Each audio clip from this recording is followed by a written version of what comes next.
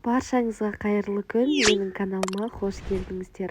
Бүгін сіздермен тез дайын болатын жаппасай тағамын дайындайтын боламыз. Видеоны соңына дейін көріңіздер. Ол үшін ең алдымен етімізді осылай ұсақтап көбіктеп турап аламыз. Пияз бен сәбізді де дәл осылай тураймыз. Келесі кезекте картоп қосуды ұмытпаймыз. Картопты да дәл солай 4 бұрышты етіп тураймыз.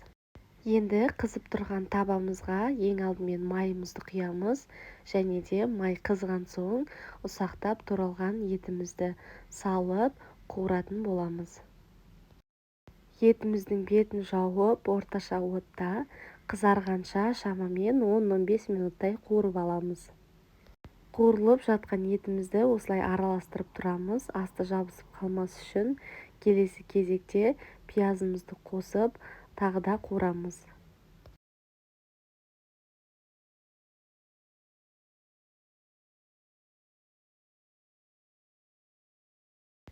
Етіміз бен пиязымыз қуырылып жатыр. Дәміне қарай тұз, қара бұрыш, паприка қоссаңыздар болады. Енді сәбізімізді қосып, оны да қуыратын боламыз.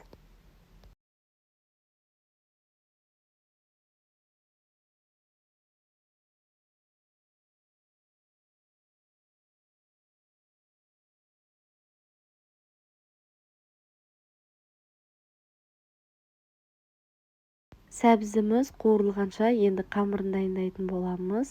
Ең алдымен суға тұзымызды салып, жақсылап араластырамыз.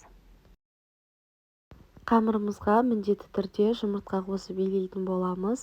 Сонда біздің қамырымыз езілмей әдемі болып пісіп шығады.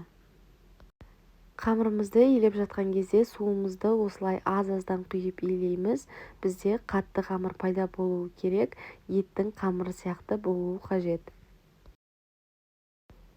Енді келесі кезекте томатымызды қосып, шамамен 3-4 минут көлемінде тағы да қуыратын боламыз. Сонда біздің томаттың қышқыл дәмі шықпайтын болады. Келесі кезекте картопымызды қосамыз. Картопымызды да дәл осылай кубиктеп турайтын боламыз. Және де шамамен 5-10 минут қуырып аламыз.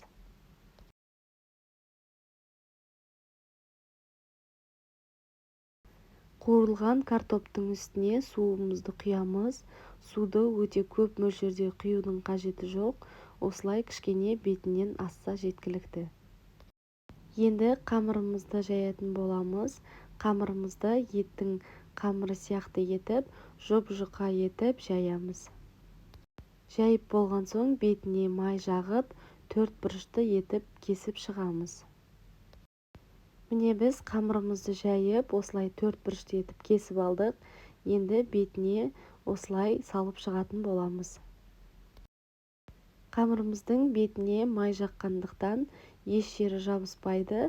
Піскен кезде ешқандай жабыспай, оңай алынатын болады. Барлық қамырымызды осылай қойып шығамыз, және де бетін жауып 20 минутқа бұқтырып қоямыз.